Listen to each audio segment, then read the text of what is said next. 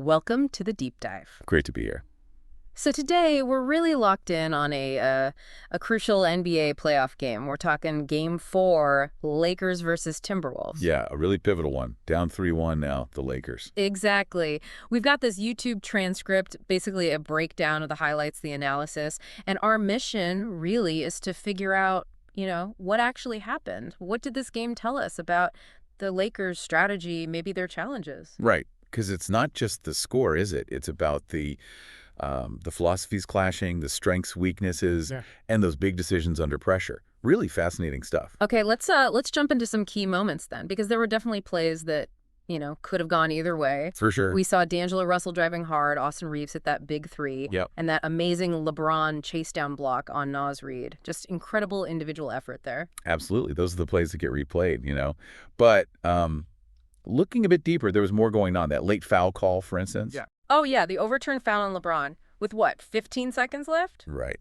And that sends Anthony Edwards to the line. Game-winning free throws, basically.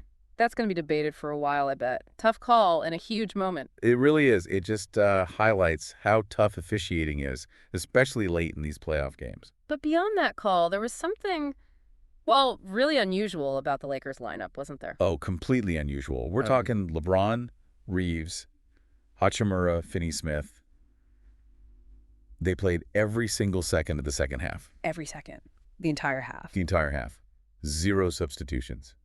The source we looked at said that hasn't happened, in almost 30 years of NBA data. Wow. That's genuinely staggering. You immediately think, why? What was the strategy there? Exactly. Which brings us straight to coaching, doesn't it? J.J. Reich's decision. Sticking with those 5 guys. Yeah, that's going to get a lot of scrutiny. That's it. He apparently said afterwards, they had extra timeouts, they were talking to the players, checking fatigue levels. But then you factor in the schedule, right? Late game Friday, early game Sunday, that's a quick turnaround. Brutal turnaround. Especially for LeBron at, 40 years old now? Yeah, the commentators in the source material definitely brought up fatigue. Seems like a pretty obvious potential factor. And the numbers kind of back that up, don't they? The Lakers got outscored pretty badly in the fourth quarter. Again, both Game 3 and Game 4. Right. That late game fade, it often points towards, tired legs, maybe less focus.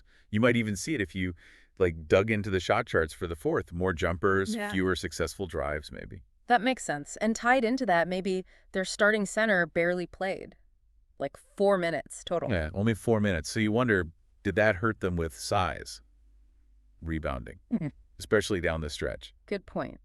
It's interesting to compare with Coach Tibbs on the other side.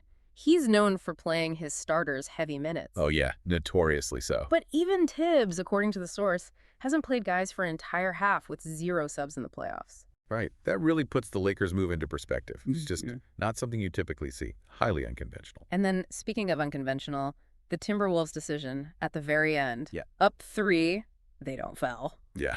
They let the Lakers have a shot at a potential game-tying 3. Which is always a gamble, isn't it? Huge gamble. Basically betting on their defense to get a stop or maybe hoping to avoid free throws. It worked out for them this time, but wow. Okay, let's shift to the players themselves. Anthony Edwards, just dominant. Oh, completely. 43 points. The consensus seems to be he's been the best player in the series, full stop. He really looks like he's taken another leap. Skill, confidence, making big plays. He's absolutely carrying them in crucial moments, just elevating his whole team. Then on the Lakers side, you've got LeBron, nearly a triple-double, which is still amazing. Still doing everything, yeah. Incredible versatility. But 0 points in the fourth quarter. Yeah, that stat jumps out, doesn't it? Especially when he played over 10 minutes in the quarter. The source said it's only the 3rd time in his entire playoff career that's happened. Wow, 3rd time ever. And his plus-minus -13 in the fourth. That tells the story, too. It really does. It makes you wonder about the physical toll, maybe, or just needing more offensive help around him in those clutch moments. Could be both. And remember, the source mentioned he carried a huge load in Game 3 when other guys were sick. So maybe it's cumulative. Yeah, that context matters. It sort of highlights the whole depth issue for the Lakers, doesn't it? And their size. Definitely. Getting outscored in the paint again in the fourth, both games. That suggests the weakness the Wolves are hammering. And the transcript mentioned the Wolves targeting someone called Luka on defense. Right, Luka. That's probably a misspoken name in the source, likely referring to, maybe Reeves or Russell, exploiting a perceived weaker defender on the perimeter. Makes sense. They find a mismatch and just go at it. Classic playoff basketball strategy. So thinking bigger picture now. Magic Johnson tweeted about it, right? Questioning playing LeBron and those key starters the whole second half. Yeah, Magic weighing in definitely adds another layer. He knows that team, knows the game. When someone like him raises flags publicly, it really amplifies those questions about coaching, player management. For sure, it puts a bigger spotlight on it. Now, they do get a 2-day break before Game 5. That's going to help. Crucial break. They need the rest, physically and mentally. But the schedule after that, with travel, still tough. And the source mentioned the expected off-season focus for LA is getting a bigger center. Yeah, that feels like a recurring theme, doesn't it? Addressing that need for size, rim protection, rebounding inside. It could take some pressure off LeBron and AD, theoretically. Exactly. It potentially changes the defensive dynamic quite a bit. Kind of brings us back to those preseason questions, you know? Did the Lakers actually do enough last offseason to be real contenders?